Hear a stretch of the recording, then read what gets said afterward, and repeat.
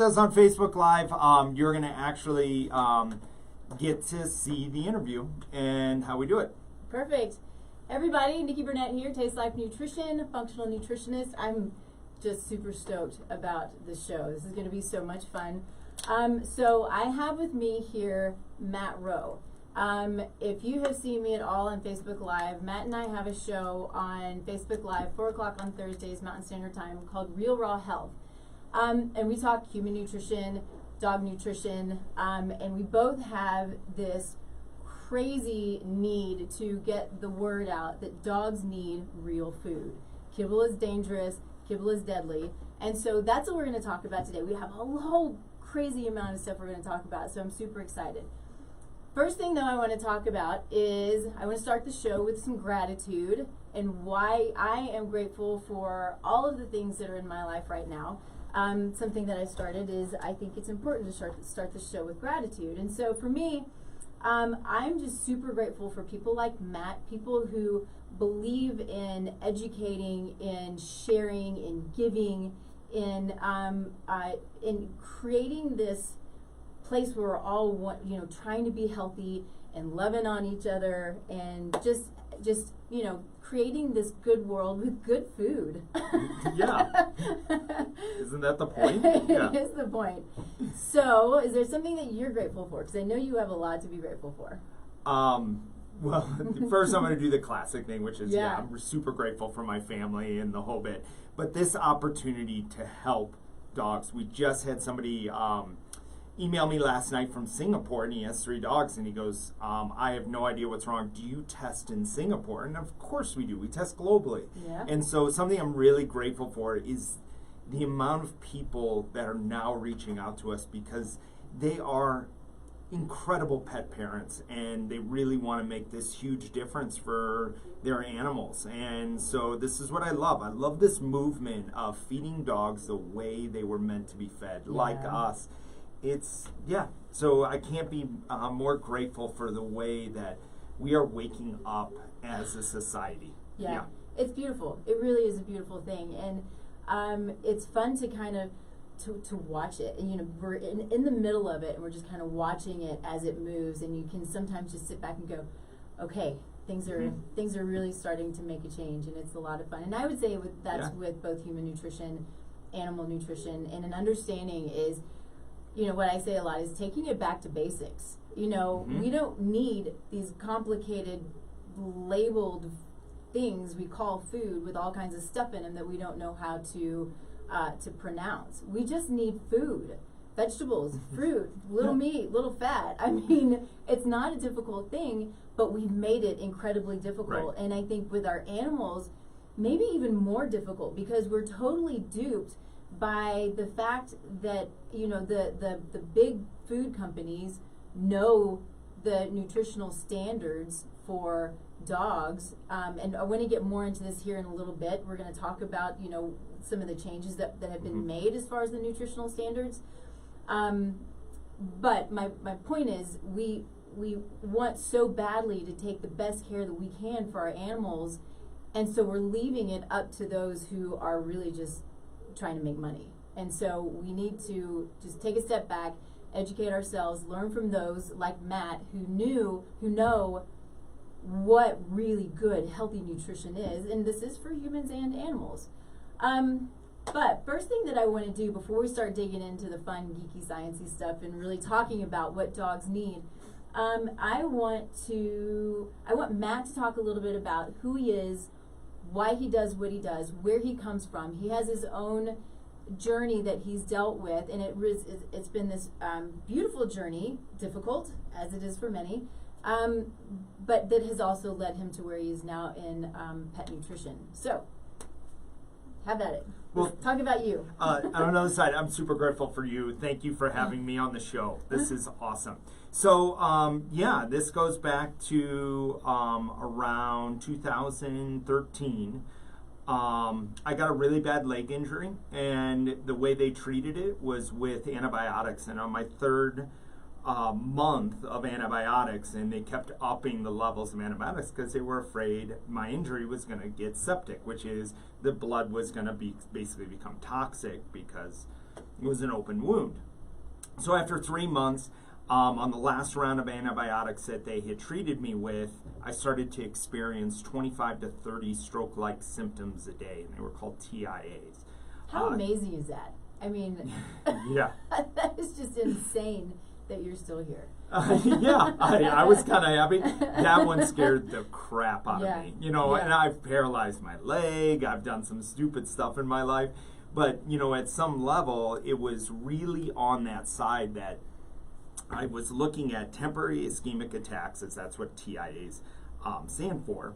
And so really with it, every time I stood up from a chair, the right side of my body would paralyze for 7 to 10 seconds. And I kept working. I kept going through it, and I kept trying to heal it. And I went and saw a neurologist, and they had no idea what was happening to me, and so they prescribed me a statin medication. And so this was my whole journey of really digging deeper into our medical system and what happens. They prescribe drugs. They want to treat the symptom. They want to help the patient feel better to get their old life back. But because of that, it didn't make me any better. So they ended up getting the strokes down to 2 to 3 a day. And as I explained to my neurologist, more than 1 a day is too many. Mm-hmm. So I really wanted to get it down to where I'd healed it. So I started to really just logically think about it, because I'm sitting there going, all right, got to take it into my own hands. And as Nikki knows, you take your healthcare into your own hands and you take a look at it. And I'm like, okay, so they gave me antibiotics. What was it killing? It was killing the bacteria inside of my body. Good and bad. The good and bad. And something, as I studied it, the good bacteria in your body not only feeds your brain, but it's actually setting up a lot of your biological processes, and it's the forgotten organ. Your gut microbiome that is your forgotten organ, and it outnumbers your cells 100 to 1. So there's more bacteria in my body than there are cells in my body. We're bug carriers. We're blood vessels is all we are. Philosophically, we're just bacteria sitting here. Yeah. And so I went on a regimen for the next 30 days to replace my gut microbiome, and it worked. So that was like 30 days. You can make a difference in just a couple of days. It's amazing. And I got them all to go away. And so really it put me on a path and a journey. But then I noticed some health things that weren't right. I was dizzy, and I didn't get strokes, but just wasn't the same. So I went into 2017 and very stressful job. I was, not taking care of myself at all. And I went in and got an MRI, and they diagnosed me with multiple sclerosis. Now, at the time, they said that I had primary progressive multiple sclerosis and that I would be in a wheelchair in 7 months and possibly dead in 2 years.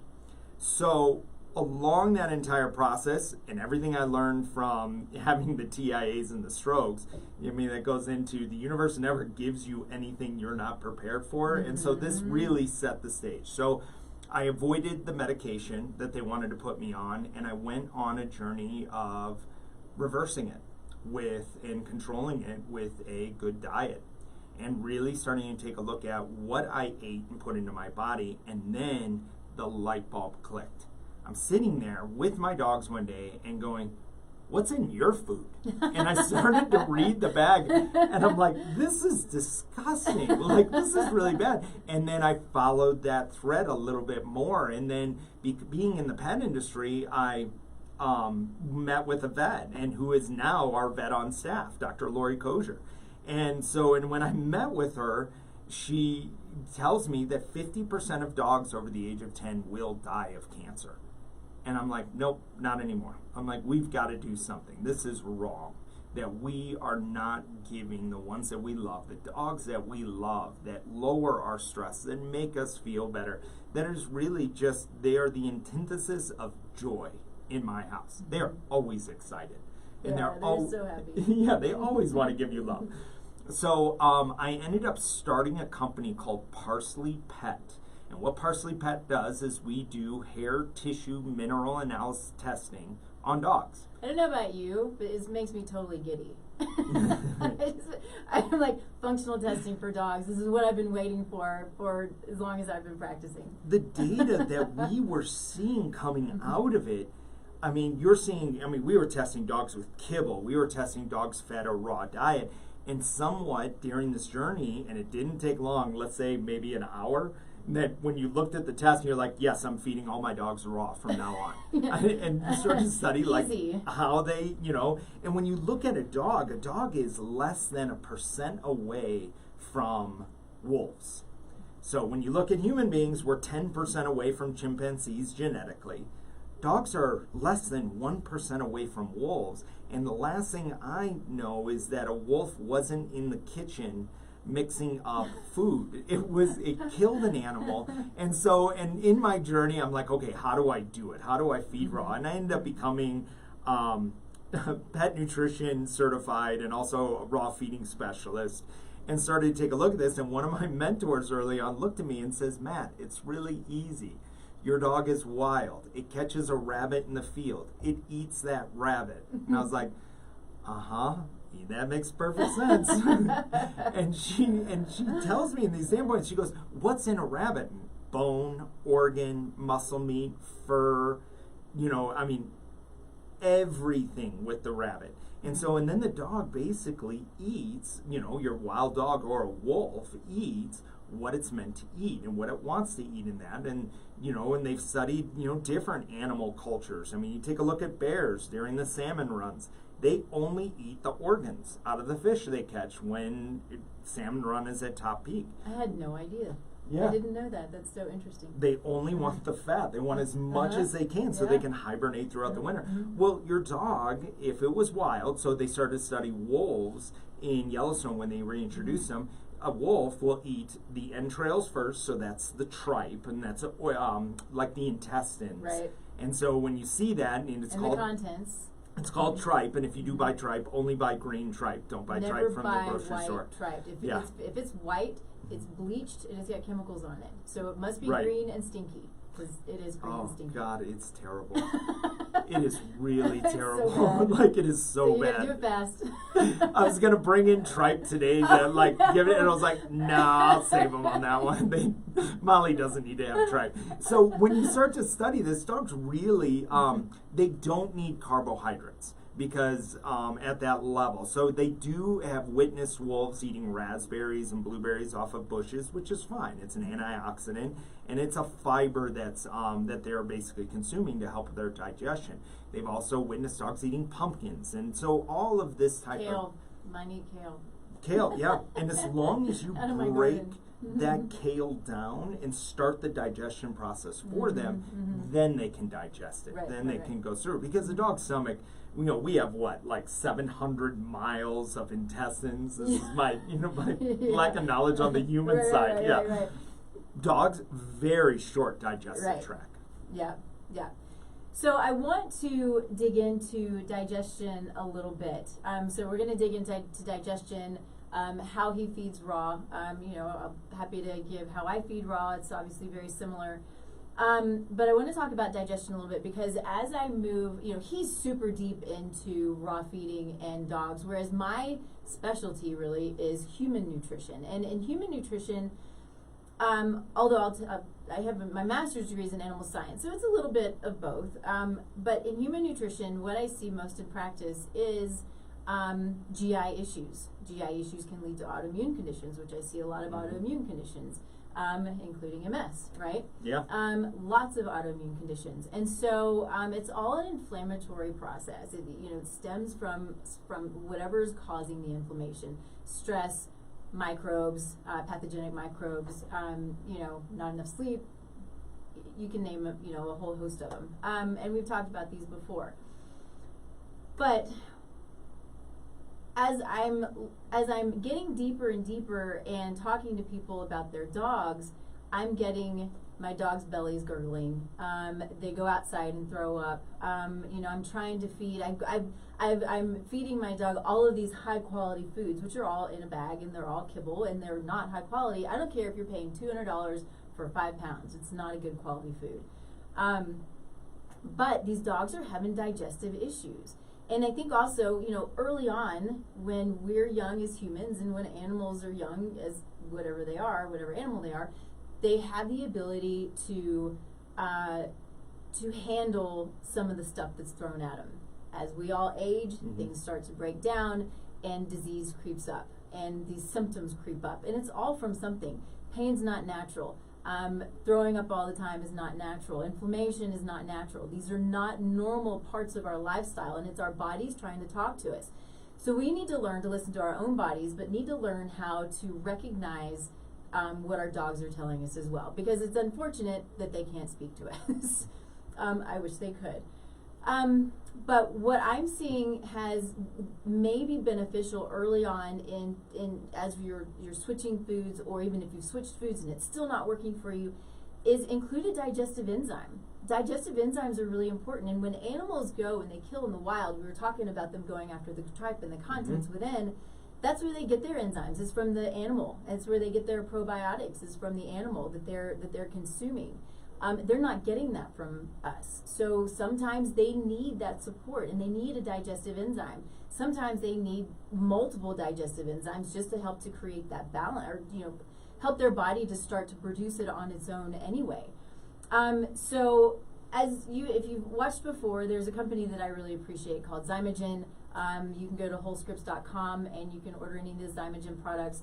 But they're a great company, and one of the products that I like of theirs, and I use other supplement companies, but I appreciate them because they have the data to back up their supplements. And you can't get them anywhere. You have to get them through practitioners because they don't want the quality of their product declining. We've talked about getting things on Amazon. It's not the product that it says it is. It's really scary out there in the world of supplements. So this is a company that I trust and I appreciate. But you want to, for a dog, you want something high in protease and high in lipase. So those are to help break down proteins and fats. And so although this is a human enzyme, it's an enzyme, right? So there are certain supplements. There are actually a lot of supplements that I'll use that are human supplements that I use for my dogs. My fish oil is a human fish oil. My enzymes, my probiotics tend to be. So, we can talk about that later. But this is a great product, and I appreciate it, and I love it, and the company. And this can really help with digestion if your dog's having some issues. This might be a place to start, along with transitioning into a raw diet, because Kibble is not doing your dogs any favors.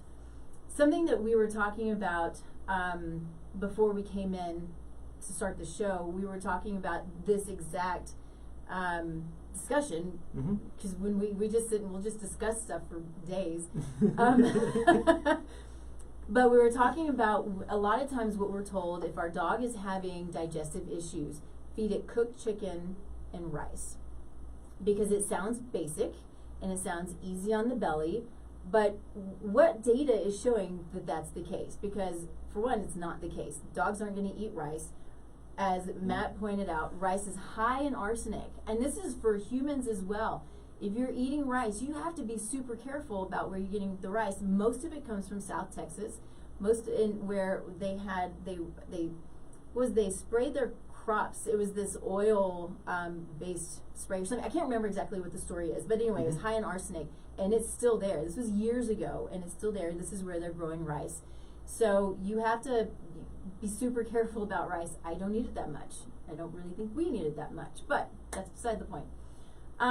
But understanding, what a healthy dog needs as far as nutrition is concerned, and feeding, right?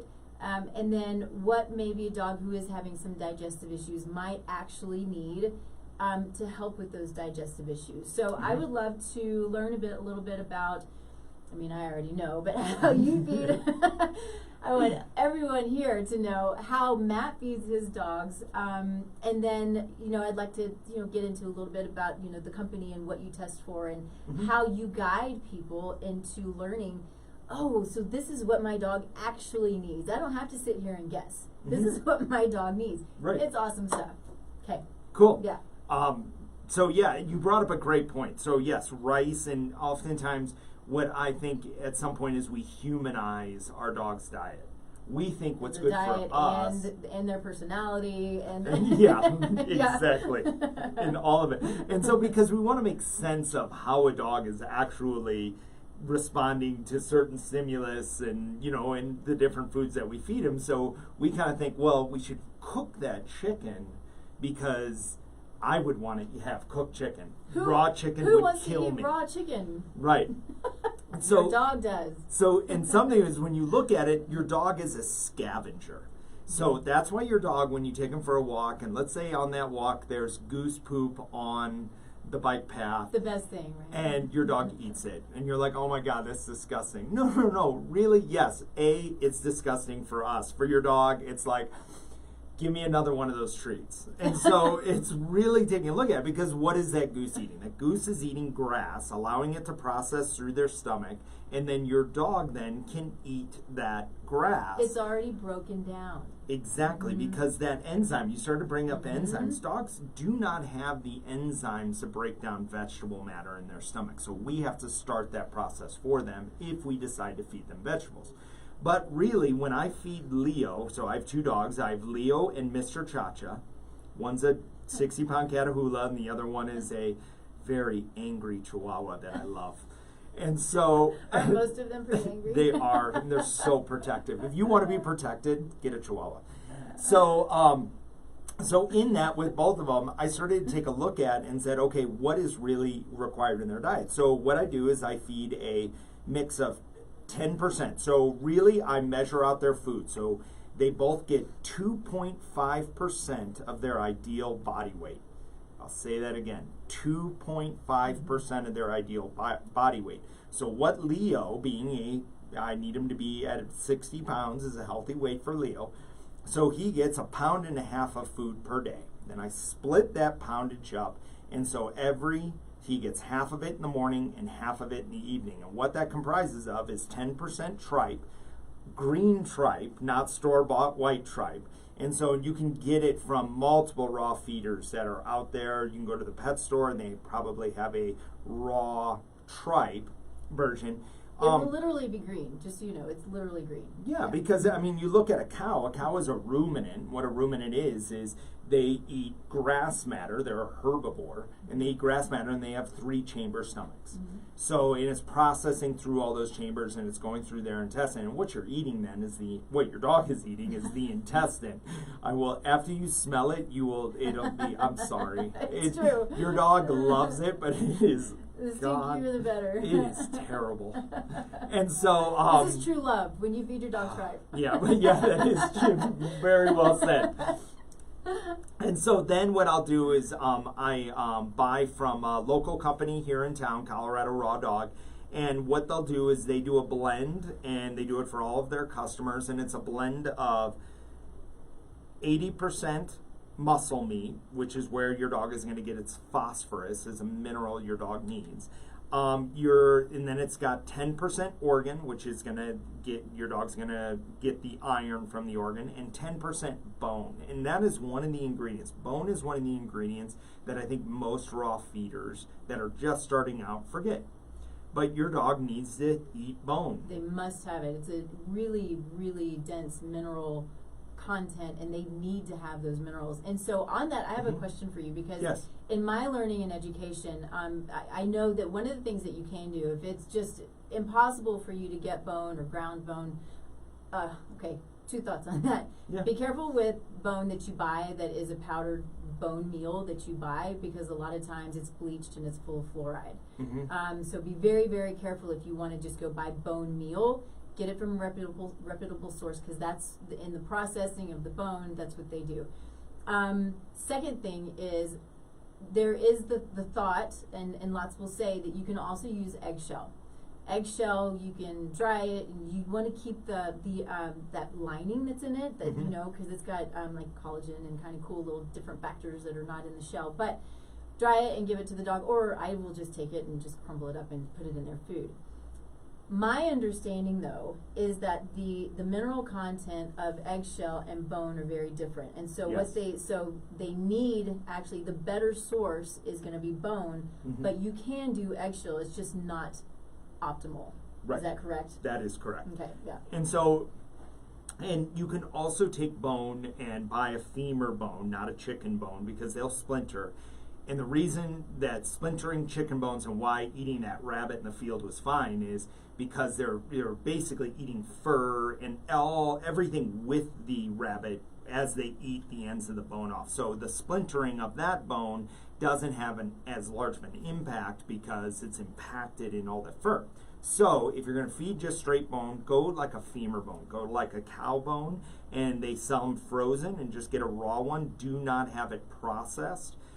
You're really wanting to feed them the straight bone with the marrow and everything, and throw it in the backyard and have them just chew on the ends of that. And it cleans their teeth, and then also at the same point, they are getting fragments of bone when they do eat that. So if you think that your dog is deficient in calcium, then at some point, then you can start to add some things. And we actually just put a recipe out on Facebook for making an eggshell powder. I saw that. Yeah. Yep. And it does. It works. And some things that you'll see if your dog is deficient in calcium is you're going to see neurological disorders, because really calcium really at that point starts to build that hemoglobin and starts to drive the actual neurological function of the heart. And so what happens is the body, to remain in homeostasis, which is ultimate health for all of us, we have a homeostatic level that we need to maintain. Well, so does your dog.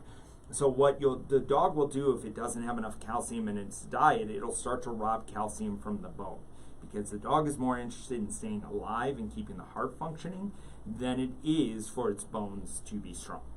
So really, when you look at that, you're robbing that calcium content from part of its bone and other organs that are non-life, sustaining type of process. Yeah. So really, when you're looking at that, so then I feed him, and they call it a Prane Model Raw Blend. You'll probably see it as PMR.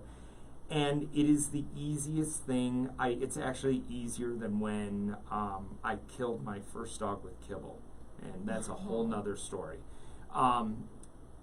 And really, in that, it's as easy as doing that. So what I do is I pre-make up. I have a scale. It cost me $14 for a kitchen scale.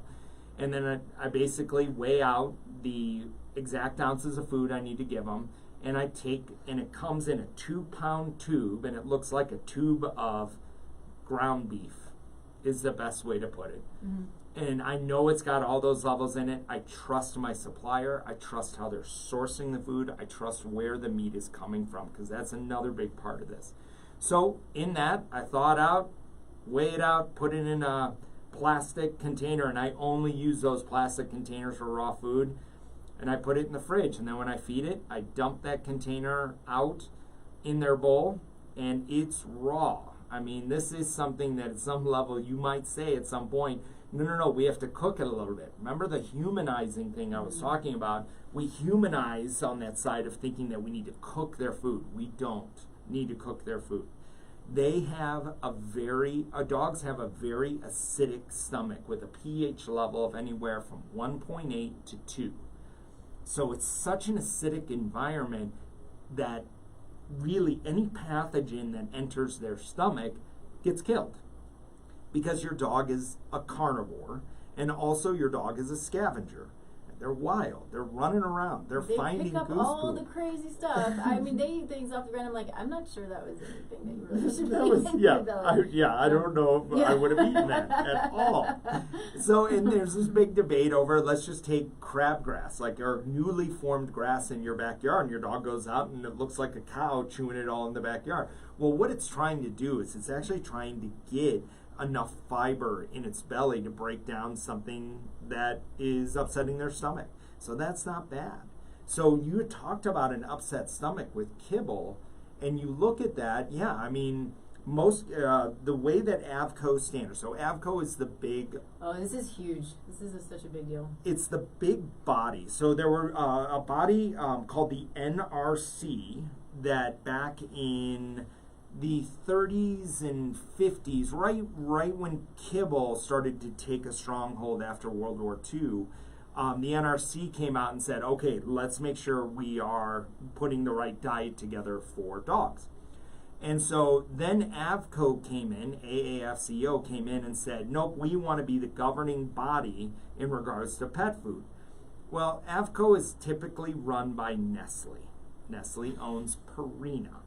So you have all these big kibble companies that are now driving the mandate of what is actually in dog food today. And always they have, know what money is pushing the data. Follow the money. That's really it. I mean, you know it from the human side. Yeah. Just follow the money. Yeah. Who makes the money out of it on the high level, and you'll find out if your food is ethical or not. It's true. And so when they looked at that, AVCO came in, and so as of recently, they've actually lowered the protein requirement in kibble down to 19%. And in some, I think it's at 19 and maybe down, 19 is where it's at right now. So, and then what you're seeing inside kibble is a carbohydrate content that can be up to 55 to 60% of your dog's diet. Now, as far as I know, your dog never chased an ear of corn across the field. It didn't, work in your garden and plant that plant and then waited for it to grow. It'll dig just so I can plant the seed. It digs on it. And it wants to eat the seed or eat the soil, because in that soil is like bacteria and minerals that it should be eating. And so really, when you're looking at all of that, your dog does not require carbohydrates. And so, and also when kibble gets made, it is so cooked down that there is nothing in the kibble. It is dead. It's sick. You're basically feeding it, I don't want to say you're feeding it cardboard, because it's not cardboard, but it's worse. It's so cooked down to, there's nothing in it. It is really just a fibrous product at the end of it. It is not food, and the high heat processing creates one, if not two, carcinogens. So if you're feeding the most organic, best kibble there is, like I said earlier, you pay $500 or $200 for a 5-pound bag, whatever. If it's kibble, it's a carcinogen. Period. Yep, because they have to cook it in order to actually sit on the shelf for a year to 2 year period. Yeah, they have to kill everything in it. It's like 700 degrees or something. Is that? Yeah. It's like crazy. Yeah. So in there, that's a whole nother story about what happens with ethanol production. Yes. And the corn byproduct that comes off of it. In order for them to make it non-toxic, they heat it up to 700 degrees and it becomes ash, and then they can put it in dog food. Makes perfect sense. Just put ash in dog food. I mean, this is what we want to do. We have byproducts, so let's just put it in dog food. So in that is now we're supplying all of these synthetic nutrients and supplements into dog food in order to make the AVCO standard. And with that as well, you'll see stuff like probiotics get added to dog food. Do you think they're alive? No, they're dead.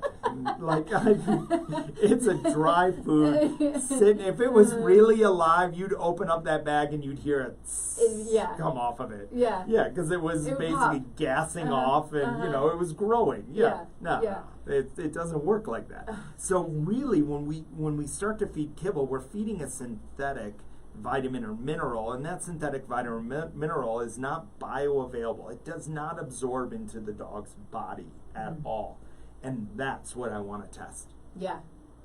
And so it's a great segue, because that's what he does test. So in his hair tissue mineral analysis, he's looking at the nutrient density of the animal, but also looking at heavy metals. Yes. Right? And so I want to do your quick story on the dog high in boron. Yeah. And then I think we need to do a quick snack. Yes. Yeah. Then we have a surprise. Awesome. Does that sound okay? Sounds great. Okay, cool. So tell your boron story. So this is great. So there's an incredible raw feeder out of Seattle. Her name is Kim Gutier.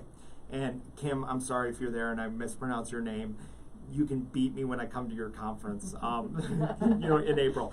So really, when we do that, so Kim, we tested her dog Rodrigo, and Rodrigo was itching really bad. I mean, and she was trying to find why he was itching. She was feeding a raw diet, was doing everything correctly. So we tested Rodrigo, and we noticed his boron level, which is a mineral we all have, was through the roof. It was 2 times the dangerous level. So our vet on staff took a look at it and said, oh my gosh, this isn't right. This is why Rodrigo is itching. And then it dawned on us, we're like, wait a second, what does she wash her bowls in? And she was washing her bowls in Dawn dish soap. Now, Dawn dish soap is not bad, It just has the highest level of borax in the industry. And no matter how much she rinsed it, there was still a trace level of boron on the bowl. And as far as I know, I don't lick my plate, but like once a week?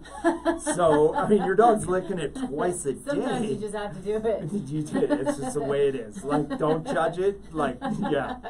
There's no shame in regards to doing that one. So, so really with that, and one thing that we notice is, when we went to Kim and said, hey, just stop washing the bowls. Just spray them, rinse them out, spray them with vinegar to make sure there's no pathogens in it. And after 2 weeks of doing that, Rodrigo stopped ditching. Because really what happens is our chemical imbalance, and our bodies are remaining in that homeostatic level, and we want to remain healthy, and we don't want to be sick. And so at some point, your body, when it has a mineral that is out of balance, either too much or too little, then at that point, what happens is your body starts to, create an inflammation to try to fight whatever is in there. Mm-hmm. That's why, you'll see with overabundance of minerals, your dog will drink more water. It will stop eating, with some minerals it'll stop eating, but it drinks more water so it can urinate more, because it knows it can urinate out that excess mineral inside of its body. And it's just trying to get rid of it, because your dog is super smart.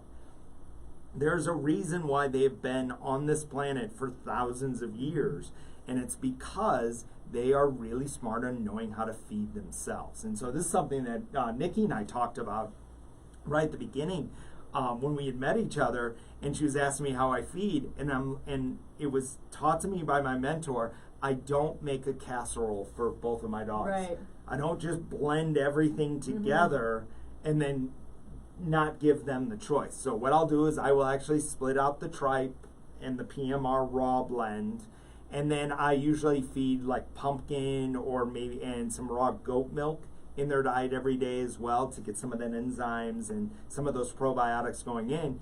And one day I noticed that Mr. Cha-Cha did not eat his pumpkin. Always ate it. No issues.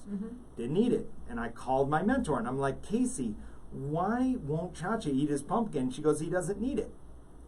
And she goes, at that point, that they just know. They know. They know when they're getting too much. They can feel it in themselves. The issue that they have is they can't tell us.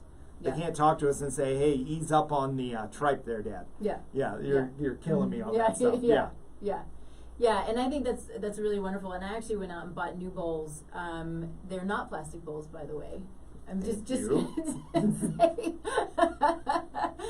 But I bought new bowls that are wide. They have a kind of lip on them, and they're wide, so I can lay everything out and see, when I feed egg or the shell or some fish, or I mix it up. It's important to mix up their food. They should not have the same thing all the time. If they're out in the wild, they're not always going to eat a rabbit. They're going to eat whatever they can find. Thank you for saying that. Yeah. But which doesn't make it more difficult. I just feed basically what I have in the kitchen, right? And so it's easy enough to do. But point to that is, I don't mix. I used to mix it up, and I don't mix any of it up now. And I just give it to them, and it's just so much fun to watch them eat. And they usually eat everything, but sometimes you'll watch them pick around, and then they'll get to it. So it's intuitive, and it's really a beautiful thing to watch. Yeah. Have you noticed when you started feeding raw, did their coats get softer? Yeah. Oh my goodness, awesome? Yeah. My puppy who came in, she had the roughest coat I'd ever experienced. Like, where did this come from? And it's really soft now. Yeah, it's pretty amazing. And I noticed it with Leo. He doesn't shed as much. Yeah. His coat is softer. And his teeth, like, usually you'll see dogs start to get the brown on their teeth. That black. Being a 6-year-old Catahoula, I've never taken him to the vet for dental work. That's awesome. Yeah. Yearly dentals are a problem too, I think. Dental cleanings. So I think we need to get to your snack and then invite our new guest in. Cool. That sounds good. Okay. So I'm going to, today we have Molly that is going to join us. Molly is cute as hell. If you want to adopt a dog, man, I might flunk. We should probably do this and let Molly in after you make it. or should we do it while she's in here? Oh, she can do it while she's in I here. think Yeah. that would be smart. So what I'm going to make for Molly is I'm going to make her a snack. And so what I do if I have to give either of my puppies a midday snack, and it's really all for me, not for them, and what I'll do is I'll do pumpkin and goat milk and blend it together. Alexa? Sorry. No, definitely, yeah. Alexa and Molly, come on in. So for all my Facebook Live viewers, I have a container of raw goat milk, and I'll show you. Yeah, oh, yeah. scoot down just a little. Okay. I'm going to get her in my lap. So Yeah. it's easier. Cool. We might have to squeeze in. Let me show you guys Molly real 3 quick. people here. Come around the studio. And Molly. oh, So that's Matt's Facebook Live, and then so up here, Alexa, is the camera. Okay. It should be wide enough, I believe, but we might want to scoot you in a little I can slide in a little bit more. So Alexa is from Max Fund, and this is a no-kill local shelter. And this is Molly. I'm gonna let Alexa talk a little bit about her, but she is so sweet, and her story just breaks my heart a little bit. So if you wanna, I'm sorry, I totally interrupted you. Let's let them talk a little bit, and then you do your snack, and then we'll start talking about other stuff. This is all by the seat of our pants. it is. And so which makes it fun, yeah. we got a lot of fun equipment in here too. So I'm gonna put the camera on Molly because she's a heck of a lot cuter than I am. So Absolutely. All right, so this is Molly. She is an 11-year-old Australian cattle dog mix. She is very sweet. She's still very active for being 11 years old. You can kind of see it in her teeth, and she's got a little bit of hip pain when she sits down. Put that camera up here. So, okay, there we go. There she is. Yay. So here's Molly. She is having a hard time sitting, but that's okay. Yeah, she's just a sweetheart. She's Yeah. like, what are we You can hold doing? her up. He's like, Yeah. where am I? So she was actually relinquished to us by her previous owners. She just didn't get along with the other dog in the house, which is really sad to hear. I don't know why people don't just train their dog. They don't work with it. I don't know their actual story, so they may have worked with her and Right. she wasn't Right. making any progress. But she is an absolute sweetheart. She loves everyone she comes across. She's very kind to all kinds of people, even kids. Sometimes dogs don't like kids. Sometimes old sure. dogs don't like kids. Yeah, But yeah. she's very, very flexible She's with such a lot a of sweet different people. face. Yeah, she Oh, is. good girl. Yeah. So Molly needs a home. How long has she been at Max Fund? I'd say about 3 weeks. Not 3 super weeks. long. Okay, that's well, about that's good. average. But we know that it is more difficult to adopt out the older dogs, and really she needs. We pray that she's got another good 10 years on her, especially if we get her somewhere who's going to feed her a raw diet. But she needs somewhere to go where she can enjoy and live out her years and not be afraid of being given up, because it's just heartbreaking that has happened. So is there anything else you want to talk about with Molly before we give her a snack? Nothing specific for her. No? No. Okay, cool. So Molly is on the Max Fund website. I also have it posted. They have it posted on Max Fund as well. Matt has made his snack. So I totally interrupted you. If you want to come and talk about no, your you snack. did for not. Molly. I wanted to talk about Molly. I'm so glad you guys talked about her. So real quick for everybody that's watching, this is That way. 4 ounces of raw goat milk. And you can get this at any pet store. So it's in the frozen section. Typically it comes frozen. And you want to make sure that that goat milk is raw, because really raw. you don't want it homogenized, because then that's going to pull the bacteria out of it, the good Kills them. bacteria Yeah. and the enzymes that, and so what we're going to do is when we feed this to Molly today, we're going to feed it, it's organic pumpkin that just comes straight from the can. And that pumpkin's been cooked down. And so really what's going to happen is with that pumpkin, it's going to be very digestible for Molly. And I'm going to base how much I feed Molly based on her weight. So a dog between 0 and 10 pounds should get 1 teaspoon. And then really when a dog starts to get, and Molly's what, about 25 pounds? So she's about 30. 30. She's a little right. chunkier than she used to be. We can work on that. Yeah. And so what I really then can do at that point is I want to feed her 1 tablespoon of pumpkin a day, and then feed her basically 4 ounces of goat milk per day. And so what I did in the bowl is I just gave her 2 ounces of goat milk and some pumpkin, and we'll see if she likes it. What do you think, Molly? You want to give it a try? Most dogs do not turn their nose up on raw? No, maybe. You want to try it, or do you want to come down? Let's go on the ground. This is when I need a camera in my hand. Yeah. Oh yeah. There it is. So that's the fun part about raw is raw. You're feeding your dog just an awesome. She likes the goat milk. Oh yeah. So something that I also learned from Matt that people may or may not agree with, but I'm going to tell you, if you're in the fermenting world, you're going to love this. And this is something that's thousands of years old. But this goat milk, you can take it, you don't have to put it in the refrigerator. You can leave it out on the counter, and it will get smelly. It's not as smelly as tripe, but it will get smelly. Because it's fermenting, and it's a sour smell, it's a sour milk smell, but the fermentation, that's when the probiotics and the enzymes are really going to start to build, and the dogs love it, okay? So if I sometimes, if I don't have the goat milk that's fermenting, I'll give them probiotics, because I think that that's important too. But we want to feed food, just like with humans, we really would, it's preferable to just eat food. So having the goat milk, letting it sit on the counter for a couple days. I actually will put it in a jar, the bag, and then when it gets low, I'll just add another one, and it just sits out for several days, and it just does its thing. And it's a wonderful treat for them, and it's healthy, and feeds them. And that is absolutely. I'm glad you said that, because when you actually a guy that we know, and he's an incredible food formulator. His name is Billy Oakham at Answers Pet Food. And so they're big into fermentation and the entire process. But Billy at a conference says, I leave my goat milk out on the counter until my wife finally tells me I can't do it anymore. he goes, it starts to smell. He goes, now I cannot say that to do this, but really it's on that side of the comfort level. But I'm with Nikki, is at that point is I will allow my goat milk to ferment. Is I want that bacteria to grow and get that goat milk. It's chunky and stinky and all of that stuff. And so, and what you'll notice is if your dog does have an upset stomach, it will start to regulate the stomach digestion with a good enzymatic level.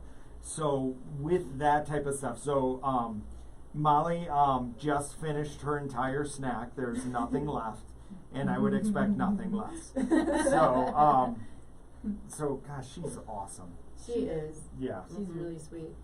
So we have a few minutes left. I know we're crowded in here. We're making things a little bit difficult. But I think that there's some, look at her little lip. She's little leftovers on her lip.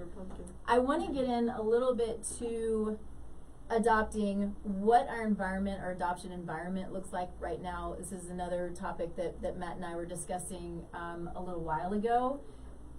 Because it's really it's the most amazing thing to have dogs to adopt, and it's terrible that we have to have dogs to adopt, but I think we all believe that breeding is not ideal, and to go get a dog that's adopted. You can get pure breeds at adoption rescues as well, right?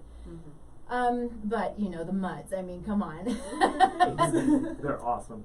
And so we have some really good-hearted people who are working to, I think, do the right thing when it comes to the dogs, but so often the right thing can go wrong. And it's a little bit heartbreaking. And so, Matt, since you have a good grasp of what this looks like, I would like for you to kind of take over and talk a little bit about that. Yeah, we kind of got introduced to this when we got our Chihuahua. Mr. Cha-Cha he actually came from, it was a year after, thank you for pushing me over. It was, get you to face the camera. Oh, wonderful, thank you. It was a year after the movie Beverly Hills Chihuahua came out, and they saw an influx of Chihuahua breeding. And so at that point, it increased the amount that were in rescue. So when you see a new television show come out or a new movie come out, and there's a dog in that show, and the show is about that dog, what you'll see breed rates go up for that animal, whether it be a Siberian Husky, a Chihuahua, whatever breed it is that is being, as the movie star at that time, you'll get individuals that say, I want that dog. And so then the market feeds that by breeding more of that breed of dog. But what happens is they don't come from reputable breeders, and then a lot of those dogs end up in a shelter, and a lot of those dogs end up at Max Fund, and they need to get adopted out. And it's really quite sad that there's that heavy wanting to breed a purebred when there's such an abundance of incredible dogs that are sitting in shelters that need to be adopted. And so really, take a look at why you're buying that specific breed. And something that concerned us as well is when we saw that they, in Colorado, is it the state of Colorado or is it nationwide that they're giving away free adoptions? I think it's nationwide. Nationwide. So nationwide they're going to do free adoptions, and they're trying to get more dogs out of shelters, which is great. But with all of that, there are extremes with that. You're going to have the ideal family, 2 kids, 3 kids, husband, wife, and all that good relationship, and then they bring a dog into their family and how wonderful it is. And then on the other flip side, there are stories and reports of people that are not reputable to the degree if they're abusing the animal, or they're just getting an animal to get an animal, and they're really not looking at the care and that it's a family member. And so now you're seeing more abused dogs, or more dogs being rescued at shelters that go to be abused. And that's why Max Fund does such an incredible job on really making sure that that doesn't happen, whether it's free or not free. It is really on that side of a really good, reputable, adoption agency or adoption facility that really takes a look at, should we be pairing this animal with this person? And are they gonna look at the better health of the animal? And so that's something that I really am always concerned with, if they're giving anything away free for a pet. Yeah. No, there's a lot of good heart there, and it's so appreciated. But the unfortunate thing is not everybody has a good heart. So we have to do our best, and I think especially as the shelters, which, some of the shelters are just desperate to not have to put their dogs down. Okay, yes, please take the dogs, because we would rather somebody have them than, not that Max Fund doesn't do that, but many do. All of mine came from high kill shelters. Mm-hmm. And so, it's kind of a double-edged sword there, and it's a nasty choice, but what do you do? And so it's something I think to be aware of when we have, these big hearts trying, going out and paying for everybody's fees, adoption fees. Just be really aware, educate yourself, and if I can be abrupt, check yourself. Do you really want the dog, or do you want to, or do you just thinking, well, they're free, I'm going to go get one, so, they have feelings. They are not humans, but they work on energy just like we do. They feel, they smell, they sense, they understand. They know good, they know bad. You can watch their tail. They know good, tails up. They know bad, tails down, teeth are out. I'm the same way. So we're kind of getting to a point where we need to start wrapping up, but I would like for the two of you, real quick, if there's anything else you want to say about Max Fund, I'd like for you to say that, and then you talk a little, for a minute or two, and then I will wrap it up. Awesome. Yeah, so Max Fund we very easily get overshadowed by the bigger shelters in Denver, like Denver Dumb-Friends League, Denver Animal Shelter, Foothills Animal Shelter, which are all technically kill shelters. They will euthanize dogs if they don't have the space, or if it's not adoptable, or any reason they might give. They just make up reasons sometimes. But Max Fund, we take in all those animals that other shelters wouldn't want. Like I'd say Molly, if she were to go to a different shelter, she would probably be euthanized because she's 11 and she's not in the best health, and someone might not want them. We can change that with raw food. Yeah, exactly. Yes, we can. She can shed a few pounds. But we do a lot of noble work, and we do a lot of surgeries, and we do a lot of spays and neuters, and we do a lot of things to better the animals that don't necessarily get a second chance from other people.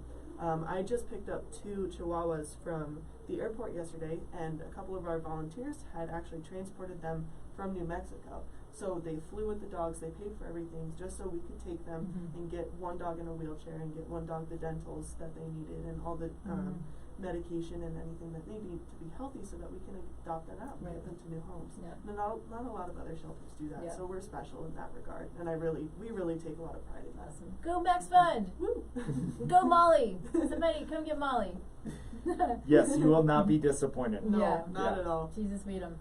Okay, so Matt, a minute to kind of follow up and talk about ParsleyPet. Well, and you are, I'm going to come right back into camera. Yep. Thank you for making sure of this. Yeah, at ParsleyPet, we are in the education business, as we realize. Yes, we test dogs, their mineral levels to make sure that their diet is ideal for their health. Because just like humans, every dog is different. One dog may need a different diet than another. And so we want to make sure those diets get dialed in. But one thing that we realized throughout this entire journey is that our mission is to educate. So I hold regular events at least once a week, either online or in person. And this next one I have coming up is next Thursday at 6 p.m. Essential Nutrition for a Healthier Dog. You can go to our Facebook page and register there. You can go to our website and register on our website. So on all of that's something that we want to do. We want to empower pet parents so they're making the best decisions possible for their dogs. And this is it's a Zoom like webinar. Isn't that right? Okay. So anybody from anywhere in the world can jump on to this webinar and learn about the nutrients. They spend so much time educating, it's amazing. So this is a great company. Well, thank you. Well, you're welcome. This is what we love. I only partner with the best. And that's something we look at is that, when we test the dog, the data that we get out of it is so eye-opening, not only for us, but also the pet parent. And we've had pet parents come back and say, I never knew. And, dogs we test that have heavy metals or something that happens as a result of it. And it's such an empowering, incredible journey that we get to take with all these incredible pet parents that want to have their dog live a happier, healthier life. Because dogs, as Nikki and I talked about, should live to be 20 to 25 years of age. And it's because of the food that we feed them is that they end life early, or they fall into that terrible statistic that 50% of dogs over the age of 10 will die of cancer. So we're really on that mission to change that. So incredible dogs like Molly can live an awesome, long life. Mm-hmm. Cool. So, all right. So I'm going to wrap this up. So you can go to maxfund.com. You can go to parsleypet.com. You can go to tastelifenutrition.com. So I am a human functional nutritionist, but I do have a serious passion for dogs and helping to promote raw feeding and teaching pet parents how to feed their dogs real raw food and get away from the kibble. So as far as humans are concerned, I work with all kinds of different conditions. We've talked about this: GI, autoimmune, fertility, hormonal imbalances, things like that. So you can go to Taste Life Nutrition. It's all spelled out there. You can go to the Facebook page. You can also go to my website. I have an assessment on the website. Hi, Molly. It's a free assessment that you can fill out, you can take, and gives me kind of an indication of things that need to be worked on and what we might need to do. And so once that is filled out, it comes straight to me, and I will contact you. So you don't have to be in Denver; you can be anywhere. And we'll talk about what might need to change or stay the same, and then if there's a chance or the necessity to work together. Beyond that, let's see, I have a newsletter. Matt and I do Facebook Lives, 4 o'clock every Thursday, so today. And we talk about real raw health. We talk about dogs. We talk about humans. We do just like we did today. So, but it's really fun because it's always a different topic, and we have a really good time with that. Lastly, I have a cool new little business that I'm doing called MemberBox. It used to be monthly. It's now every other month.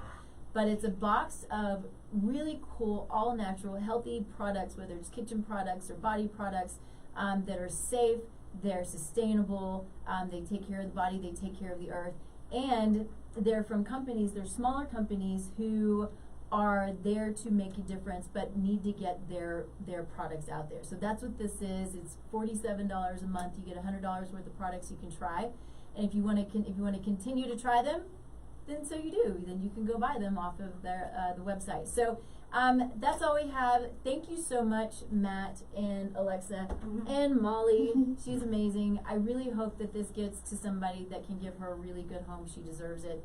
And we will see you right here in 2 weeks. Thanks, guys. Thank you.